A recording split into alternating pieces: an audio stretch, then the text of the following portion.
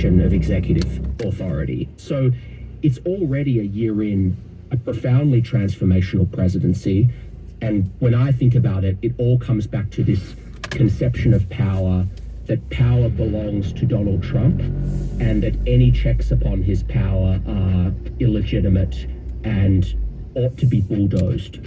Maggie, what's the framework you have been using for this first year? Well, I agree with everything Jonathan said, and I just will add a few things. One is there is this sort of personalization of power where not only targeting his enemies, perceived enemies, I should say, for prosecution through the DOJ, but targeting law firms that he felt aggrieved by, or some of his own lawyers felt aggrieved by, with threats of executive orders or actual executive orders.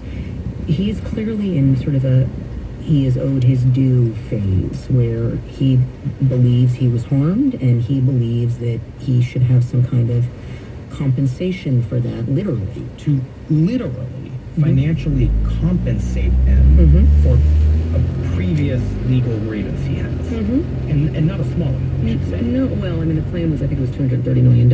I think another element of this is really important, if you sort of think about it under the reparations for Donald Trump umbrella, is in this second term, he's thinking a lot about legacy and building monuments to himself. But the money is being extracted from corporate America. Why are corporations donating $5 million, $10 million? They're doing it out of fear, obviously. I mean, this is small change for them, knowing that this is a president who's perfectly willing to use the federal government to hurt them, help them. To bring it together with what you said, Maggie, the president is personalizing power, and that becomes self-reinforcing. He personalized revenge. Correct. And what does that do? It ends up encouraging the targets, or the avoiding targets of that revenge, to then fund the self-immortalization side of the personalization of the presidency, and it becomes a virtuous cycle for him. Exactly. And Charlie, what is your framework for thinking about this? Right, so Congress right now, controlled by a Republican Party that is completely in his thrall, clearly is not going to stop him. There will be an election later this year. We'll see if at least one chamber flips. But if Congress currently, it clearly is going to do nothing, that leaves you with the courts. Right. And the big question being, to what extent is this judiciary going to ratify, or at least not stand in the way of, these extraordinary myriad ways in which he's assuming and exercising powers that were not previously clearly understood to reside in the White House.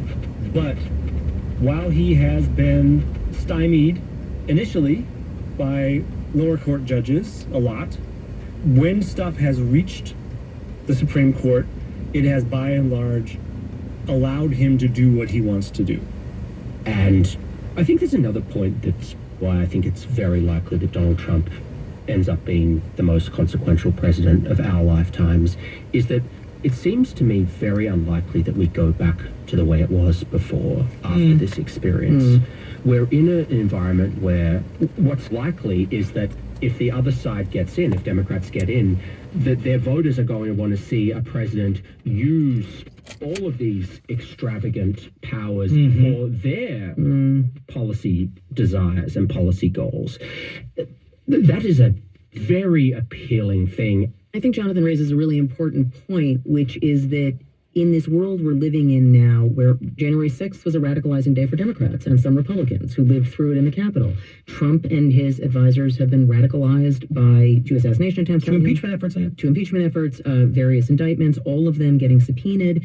So everybody is on heightened alert, and everybody thinks that their use of power is the right one. If I do it this way, it's because it's for the right cause. If I could jump in just for a second. A lot of my work chronicling executive power, going back to the Cheney's experiences in the 70s and how that informed the Bush administration and so forth, has centered around this idea that executive power acts like a one-way ratchet, and that it's easier to make it larger than to roll it back again, because whatever one guy does, the next guy takes as a baseline and then innovates further, and then that becomes the new baseline.